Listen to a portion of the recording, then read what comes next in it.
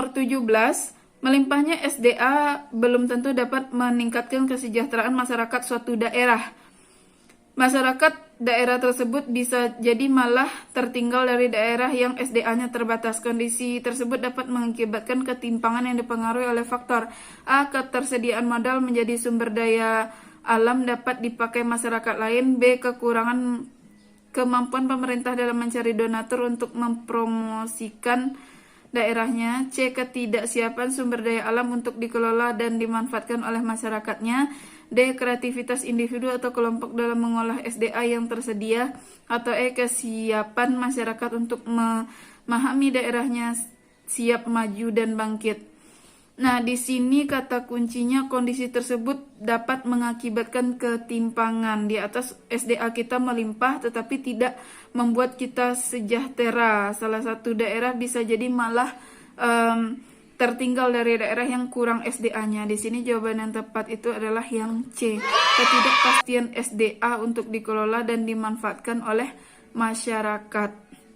Nomor 18, pemerintah melakukan penelitian tentang pendidikan masyarakat secara sampling dengan mempertimbangkan efisiensi dan masyarakatnya tersebar dalam beberapa kecamatan. Maka teknik pengambilan sampel yang sesuai adalah A.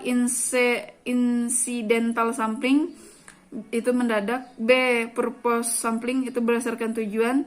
C. Cluster sampling, itu kelompok sama dengan area cluster ya, kelompok. D. Area sampling atau E. Stratified atau sampel bertingkat. Jawabannya langsung saja di sini yang D, karena kata kuncinya tentang pendidikan masyarakat secara sampling. Berarti dia hanya mengambil sampel, berarti dia menentukan satu daerah tertentu untuk diambil sampelnya. Makanya yang lebih cocoknya D, area sampling. Kalau cluster itu bisa berkelompok-kelompok tertentu.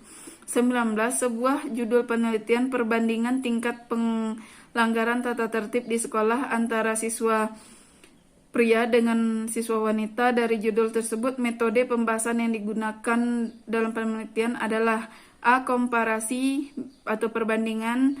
B. Deskripsi atau gambaran. C. Korelasi atau hubungan. D. Survei atau E. Kasus.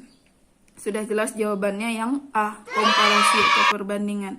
Nah, nomor terakhir nih untuk Kapita Selekta 2. Perhatikan pernyataan berikut. 1. Ditulis berdasarkan sistem matematika ilmiah. 2. Menggunakan istilah atau bahasa asing. 3. Menggunakan bahasa yang komunikatif. 4. Banyaknya menggunakan simbol berupa gambar.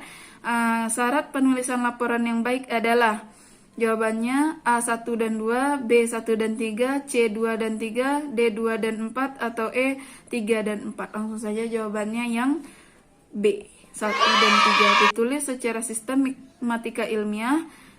3. Menggunakan bahasa yang komunikatif. Oke, sekian dulu pertemuan kita di Kapita Selekta 2 chapter ke-6.